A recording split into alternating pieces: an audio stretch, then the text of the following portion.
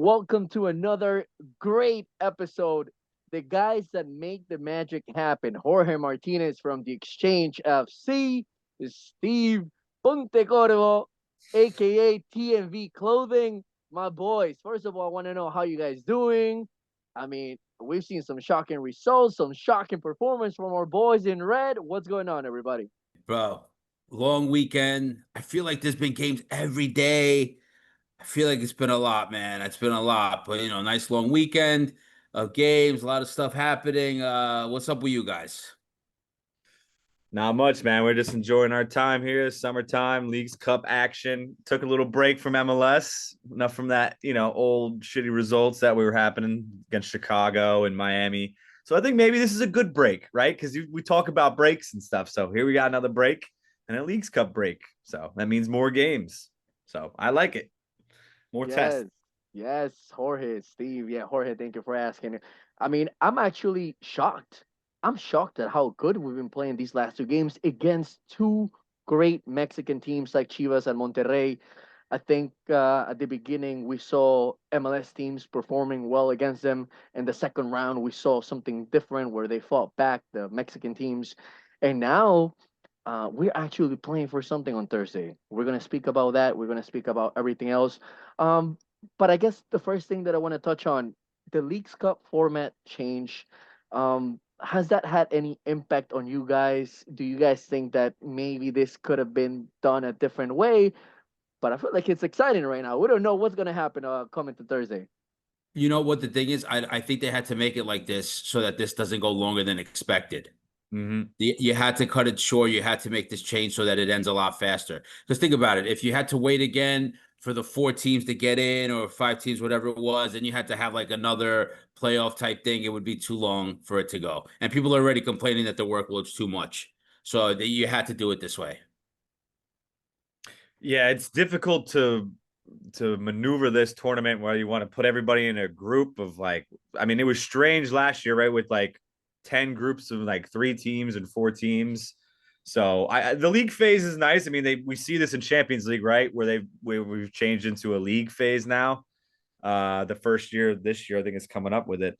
I think it's interesting, but I don't know. I think more teams should be involved. I don't know why it's only the top four. I know, I understand they want to get it over early, but I mean, it just gives less team a chance. I mean, maybe don't include 18 teams or however much are in it for each league.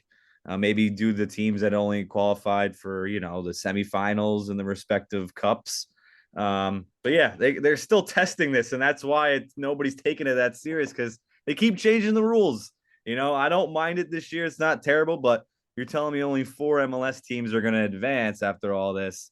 Well, it doesn't really give me too much confidence. Sounds like we got to win every single game. Yes, you have to be nearly perfect in order to make it to the next round. Somehow, by some miracle, we're still in it, even though we lost in PKs against Monterrey. I want to touch on something that you just mentioned.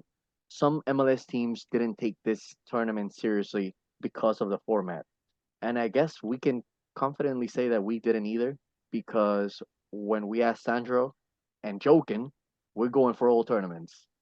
But coming the game against Chivas, and we're like, all right, I did not expect Red Bull 2 to come out and play one of the best teams or one of the most historic teams in Mexico. So I guess the first thing that I want to ask you, Jorge, you can start.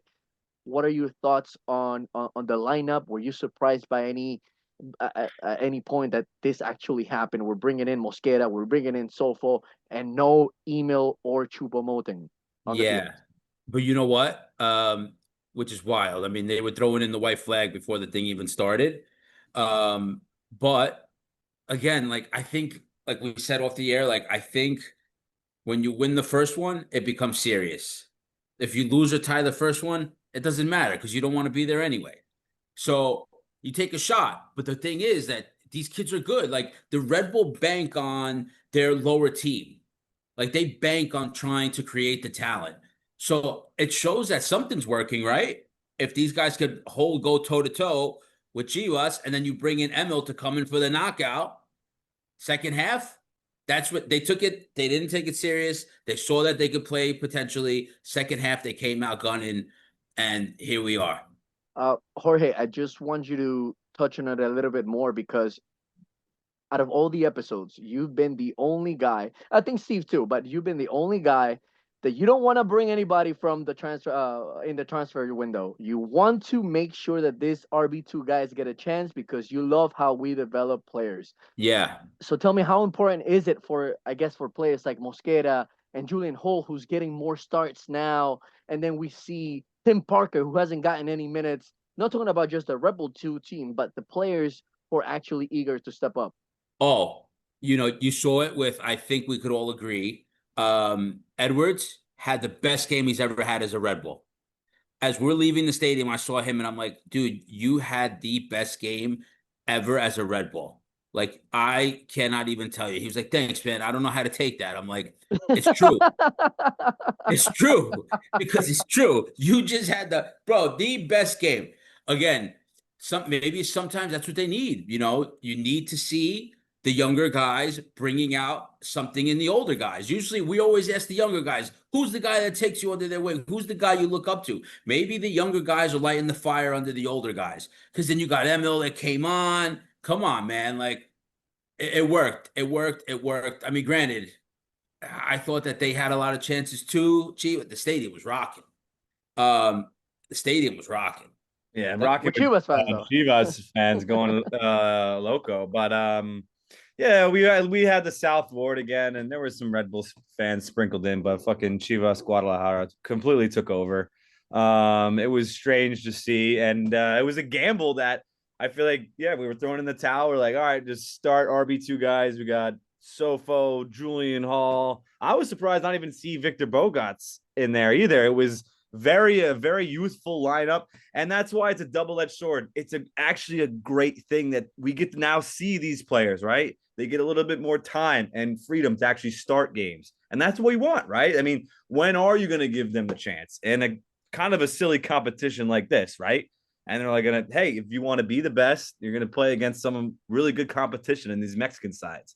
And I think also, not only is our academy showing its, good side, I think the Red Bull style as well with against these Mexican La Liga or Liga MX sides, sorry, that they like to control the ball and pass it tiki taka, right? And Red Bulls like to sit in that rest defense and they pounce and they all press together and turn over the ball, and we're flying the other way. That's why Sofo was able to get down the wing and rip a couple shots at the Chivas goalkeeper. You know what I mean? And we had chances.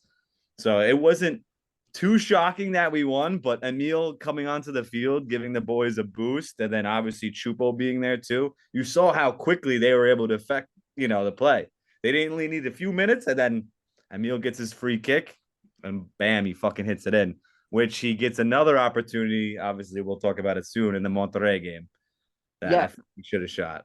Yeah, no. I mean, Emil was the savior, our Lord and Savior, Emil Forsberg on that night. But AJ Marcucci had a fantastic game, man. And I don't know if you guys want to touch on it a little bit, but he probably making his case that, hey, Carlos, you got to be on your toes. Shout out AJ Marcucci. And then another one is Ronald Donkor, who I knew he was going to have to step up, right? With Carballo or a guy going back to Uruguay, Jumpy. Yeah. Donkor stepped up in both these games, man. You see it. He's a hungry midfielder. He wants to play. He loves playing with Sofo. That's his boy. So we already got some RB2 connections going out there, and they're just youthful, exuberant, full of energy guys, and they were able to keep up with these, tricky Mexican sides in Chivas and Monterrey.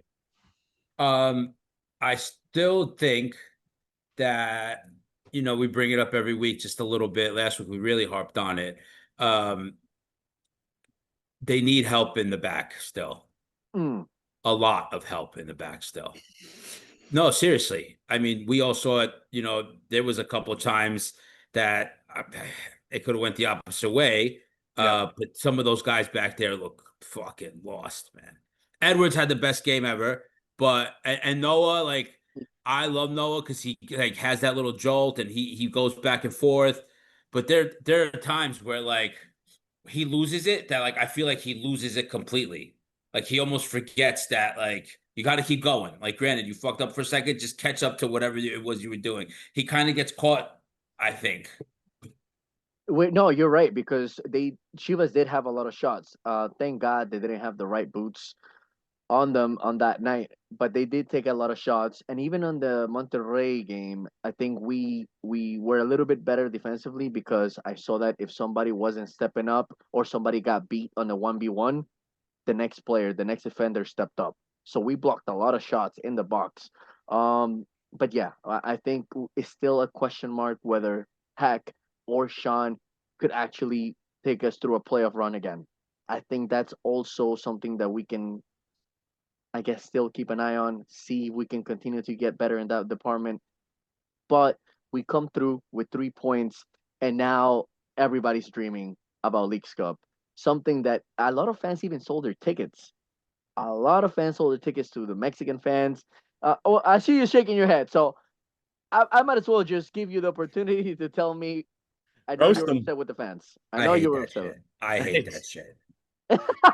Well, the thing is that we're owned by Red Bull, so we've been literally like are like puppets of them. We are learn to sell out, right? We just sell. If you know, if you're I not hate that gonna shit. treat us, we're not feeling like we have the right treatment. We're just gonna sell our tickets. Which Red Bull's like, wait, why didn't we just bring you to all those playoff games and didn't we just go to Yeah. the Cup final? It's like, what have you done for me lately? Always with everybody and everything, and I get that. You know what I mean? But with fucking Red Bull, you still got that stamp on your fucking name. We're expecting more always. And you're fucking New York, for Christ's sakes. So we want a better team out there. And I feel like also, if you're telling me and we're playing RB2 guys versus Chivas, like I'd probably be inclined to sell my ticket too. So I guess I understand. And then also you hear Sandro being like, talking about how unprofessional the competition is to begin with anyway. So my beef is this. But what have you done for me lately? Yo, they packed fans. They took some fans out to the West Coast last year for the final. Right? Granted, they weren't going to sell those tickets anyway, but like you owe this team. You fucking show up. That's what you got to do. They did you a solid. You got to be with them when it's good. You got to be with them when it's bad. Like, what the fuck are you doing? I agree. There was, dude, that South Ward looked dead. There was like 16 of you. And on the other side, it was an absolute shit show with them. Did you guys see that some girl pulls out a flare, bro? The girl goes into the bag, comes out, pulls out a flare. The player This goes into the media. We saw security, the security loses it. And the girl tries to run and like hide in a group of Chivas fans. It was the best. It was the best, bro. It was the We best. were in the South Ward. We just see a bunch of smoke going over where the media is. I'm like, wow, they're lighting flares over there. I'm like, honestly, that it does look more fun up there in the away end. They're having a fucking blast up there. They were having a blast. Dude, there was a dude with a lucha libre mask that was all skeleton and he was like going crazy. I'm like, dude, there were kids that had like, there were infants. Like parents brought their kid. I'm like, dude, it's 8:30. My kid's already assed out. Like, there's no option. There were people there with like their 2 week old. I'm like, bro, this kid, I posted a picture on our page. I'm like, this kid went to his first game before he's even potty trained. So I think it's just like the culture. For them, this means the world to them. Listen, I was surrounded by them. I mean, I could have been jumped at any point. It's okay. But Honestly, hey, There was something that happened after, right? I don't know, but I understand when they lose, they get a little testy. And it's like, I wasn't trying to antagonize any Chivas fans. We were clearly outnumbered. And usually the South Ward and in the tailgates, we welcome away fans. So, but they were going hard like Chivas, Chivas, Bafan culo, Chivas, Chivas. yeah. And I'd say that, like, I mean, we got to be honest, like, came from like Torcida, like, start certain chants, which I'm all for, like, starting new kind of chants and spontaneous, things that we feel that come to us in the moment. Like, that's cool. And that adds the variety to it and makes us feel like a real New York club. Like, don't fuck with us. Like, we're New York. We got to have a chip on our shoulder. You know what I mean? Like, you don't just come to Jersey and come unscathed. Like, you're going to get hopefully fucking hit with a couple goals. Like, always. That's how it should be in that arena. That's how it was since it's been fucking built. And that's the way it's going to be. All right. We don't let these other teams take over like fucking Miami. And that's what I'm saying. It's like we keep seeing this shit. So that's why it's like there's so much like that was a big win for Red Bulls. We've been playing like shit. Yeah. We've been playing like garbage. We've been ripping Sandro, ripping everything. Even though I was like, dude, what is Sandro just really not give a fuck about this? Like, are we hypocritical? Like, oh, we're gonna go for it all, even in this. Like, this is some really good competition. We would really make a statement if we could win this, which is true. If we did, it would be a big deal.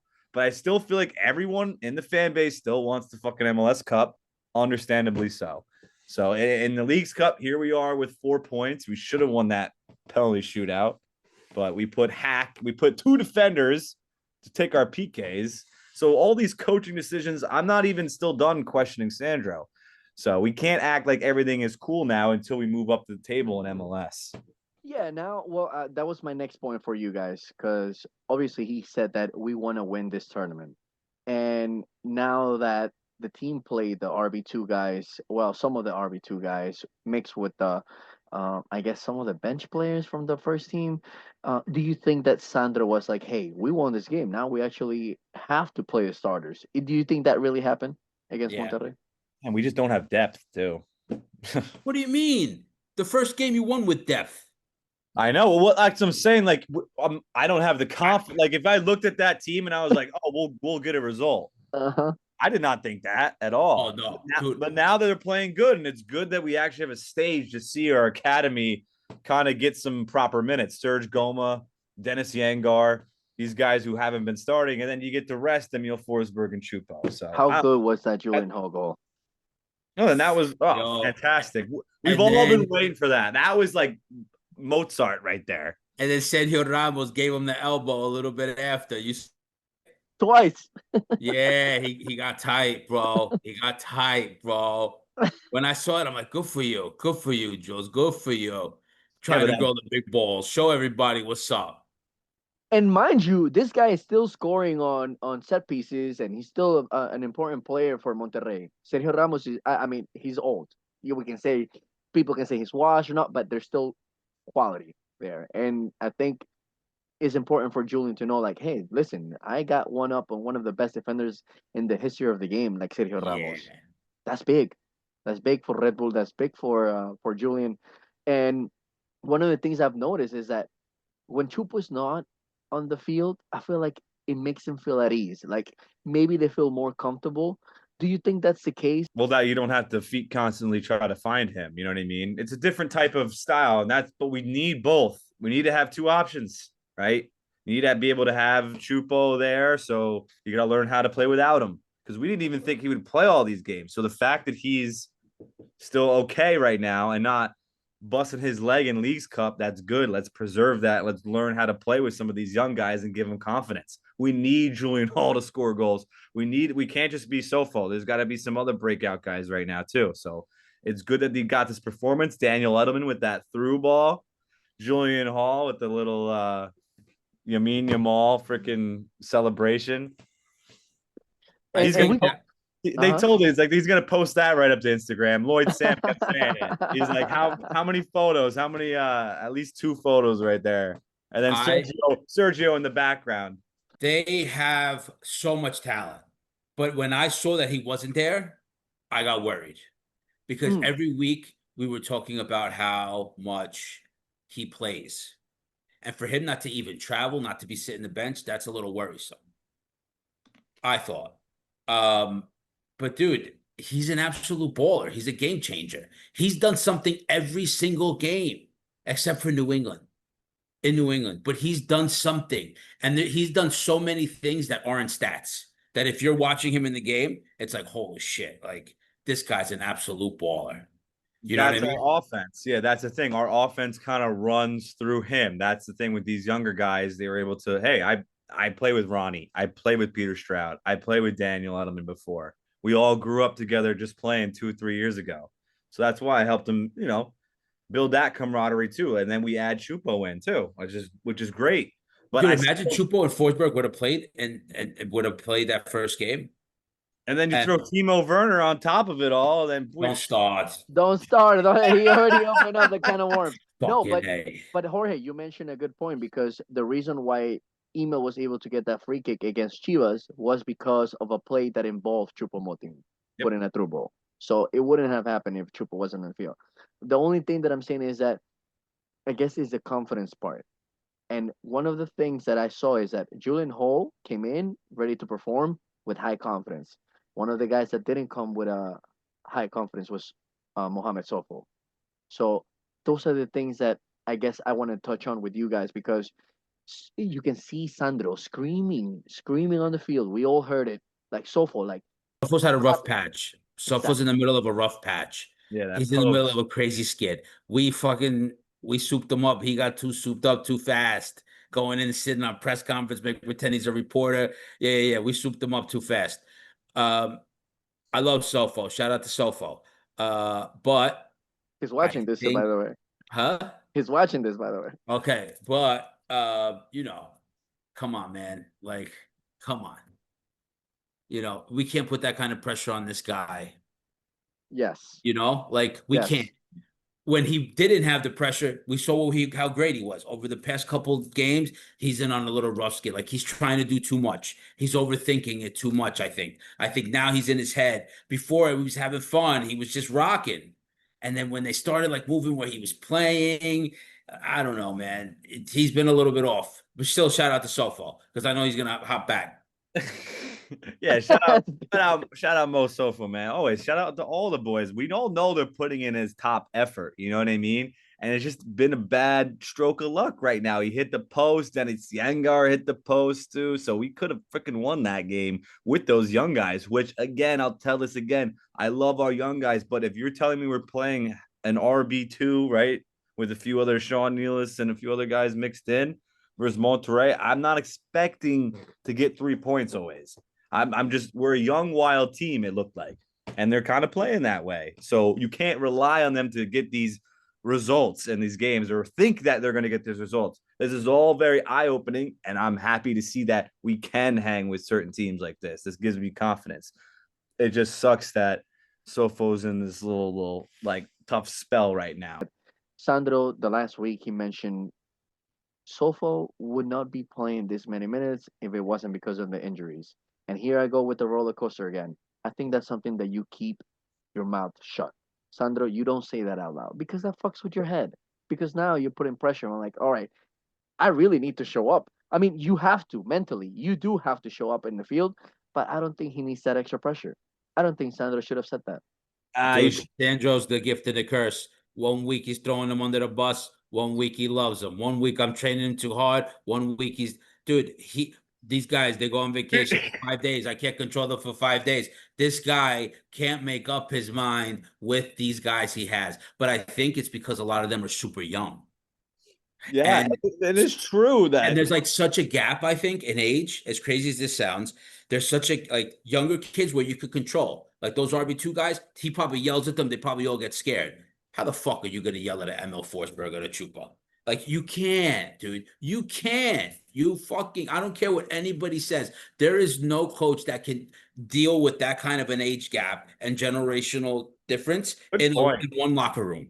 That's Good a great point. point. That's a Great great point. fucking point. Mohamed Sofa's getting scolded, and then Emil, you missed the free kick. It's okay, good boy. You'll get the Yeah, next one. yeah, yeah. It is, and he should have kept that to himself, but it is kind of true. I mean, we had Lewis Morgan, we had Cam Harper. I mean, Cam Harper is a no brainer starter. Shout out to Cam. So that's a big loss on that side, and I think him and Sofo could hold it down. It just would be nice to have Cam, so then we could bring Sofo off the bench a little bit more often instead of just running him and Wiki every single game. But is Sandro the guy that when it matters, stay or go home? He brings the best out of the team. Do you think that's the case with Sandro? He knows how to play these tournaments, these short tournaments. I said to you guys, I've said it a couple of times, and you guys break my balls. These guys right now aren't a playoff team. They haven't been a playoff team, and if it ended today, I don't think they're in the playoffs, right? I think Sandro has to pick his battles the rest of the way, and I think the biggest battle he has to pick right now is if they do win on Thursday and things work out. Do you win this or do you go for the U.S. Open Cup? I personally think the U.S. Open Cup, just because it hits home a little bit more. it's a little more of a thing with the fans, Philly, Jersey. It'd be a home run.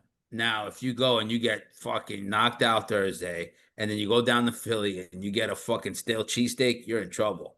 Yep. You're in That's why trouble. that's why I'm saying shit ain't sweet at all right now. Like it sucks because it's like it's cool. We beat Chivas and normally you'd be pumped and like it's great. We played great against Monterrey, but all these performances could be for fucking nothing. If we win 1-0, I don't think we go through against Juarez. There's too many teams above us. Minnesota has to play Atletico San Luis in Minnesota.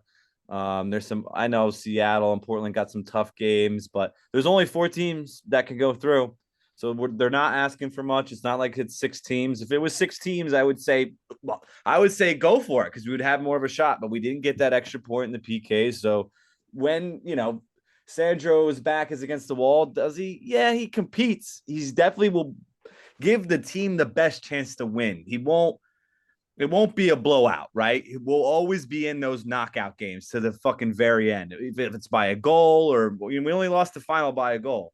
So, and though last year's Open Cup, we made a decent run, but we lost. So you can't say completely yes, but we need to make a run in the Open Cup. That is the one. Like you said, it's the lowest hanging fruit. It's the easiest one. The final will be on October 1st. However, it will not be at Red Bull Arena, but we will get the semifinal against Nashville if we beat Philly. So that's important to know too. If we win, we get a home game versus Nashville, which is huge. Which is big. Nashville's a tough team. And if you win that, you either go away to Minnesota or Austin, Texas. Okay. And I think that's manageable for the Red Bulls. To win Leagues Cup, to go navigate that and in a short amount of period of time where you're down in the league too. We really need these performances in the MLS, not this. Like, and then to win in the final against a Mexican team, and I don't know. I guess you can go in 3rd place and still salvage it, but no, Red Bull needs a trophy, and that trophy is the most easiest one, and that's Open Cup. So let's see if Sandro can put his money where his mouth is and at least get us that win in Philly. Jorge, I want to pick your brain because if you're Cornell from Philadelphia Union, you're watching these games of the Red Bulls, and you know you're gonna play them in 8 days. Like, what's going through your mind? Because you're not playing in the Leagues Cup tournament.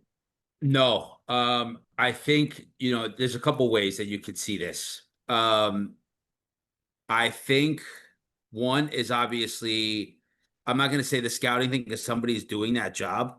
But you can see that they're like super inconsistent. So if you see a team that's playing, I'm not going to say this bad because they have moments that are great and we all agree, right? Yes. But I think that if you're seeing in this kind of moment, in this kind of situation where you really don't care, you could take advantage of a team like this. If you go and you strike first against the Red Bull and you strike quick, you know that you take the life out of them because there's no bouncing back, you know? So I think it's like this thing is like a gift and a curse, especially with it being so close. Yeah, I know. And the reschedule too. It would have been done already without the reschedule. So Yeah, that's why it's pissing raining down there. We're literally gonna play Leagues Cup and then a game in the MLS and then US Open Cup. So we're playing. Is it a midweek too? US Open Cup, yes. We play against Real Salt Lake on August 10th on a Sunday. Yeah. And 3 days later, we got to go to Philly. So that is a big fucking problem right there. And I think that's why Sandro's like seeing that scenario and being like, I can't afford to have Chupo or Meal down for any of that. So, yeah, but then you have to risk it. I mean, you have which one? Yeah, exactly. You got to pick one. Like I said, you got to pick one, and we're you got to pick one. It's got to be the U.S. Open fucking coaster. Everyone's shocked that we were able to get the result with the kids. You know what I mean? Great for the kids. Great for Stroud. We need that for their confidence. But I still think I'm telling you that we got to say it, right? It's like, oh yeah, I'm working hard, right, at work. Oh, I'm really working hard at work. He ain't going for this fucking cup. He ain't taking naps. We'll see. Taking naps. Because listen, they won't make the playoffs. The Red Bull will not be in the playoffs if they keep going the way that they're going. Exactly, seriously. And he can't fuck up that. If they do, it's a one and done because you'll be on the road because they can't do what they have to do. if we get like third place, right?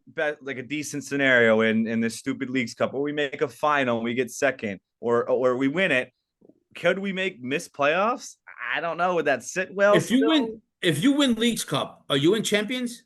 Yep. Yes, I Oh think you're gonna shit. if That's you why they yeah made it more valuable. And even if you make it to the semifinal and lose yes. the third place game, and even the winner of the third place game gets a chance in the Champions League final. Oh shit.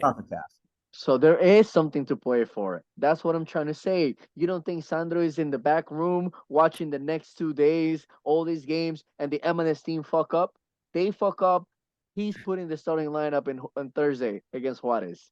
I'm telling you this right It now. is a wait and see type thing. It is a wait and Yeah. see. We don't know at this moment. Recording on Monday, so things could change given that game If before. there's an emergency show, keep on to everybody's feed just in case there has to be an emergency show on Wednesday. We're on the verge of qualifying to the quarterfinals of an international tournament. I think we're gonna make an episode. Last thing that I wanna ask you guys: do you guys see this team as turning the tide around with the performance that we had against Monterrey and Fucking, Chivas? I hope so, man. I fucking hope so for all our cases. You We need know, a good storyline for this year, please. if it was our regular starters, I would say yeah. But these guys aren't the regular starters. They came out hungry. So like, yeah, who's turning the leaf? The guys that are going back to play in Montclair? No, they're going to play Montclair. We're not going to see half of these guys again. So again another gift and a curse where if your starters did this, we'd all be like, holy shit, yeah, this is a great way to get this thing rolling. But it wasn't the regular starters. It was a bunch of kids that were just hungry and wanted it. You understand? And that's what we can't. That's what it is. Yeah. Well, I think give them credit though, because on Thursday, sorry, on Sunday, the starters play. You know, Cal Duncan, you saw Valencia, you saw Email. I mean, they performed. They were able to be, toe to toe against one of the best teams in Mexico, like Monterrey. But if the kids didn't win the first game, those guys aren't playing. Yep. Yeah. And now you're right. And if circumstances fall in a way where we look at this table before that game Thursday, yeah, he could change his mind and put a really, good starting lineup out there. It's possible. Perfect. And the last minute and a half, I'm gonna ask you guys for your predictions and close us out. Match predictions for the game against Juarez. 1-0 Red Bull. Wow, you stole it from me. I'm gonna say 2-0 Red Bull. We're gonna finish fifth place and miss You were out. gonna say one? Yeah, I was gonna say 1-0, but Yeah, you should have stuck with the one. fuck it. All right, 1-0 then. And Red Bulls miss out, and we keep rolling on this roller coaster, baby. We all love it. Sandro's the leader of it. He's got the lever. Yeah, we're here for the ride, baby. What do you think, Christian?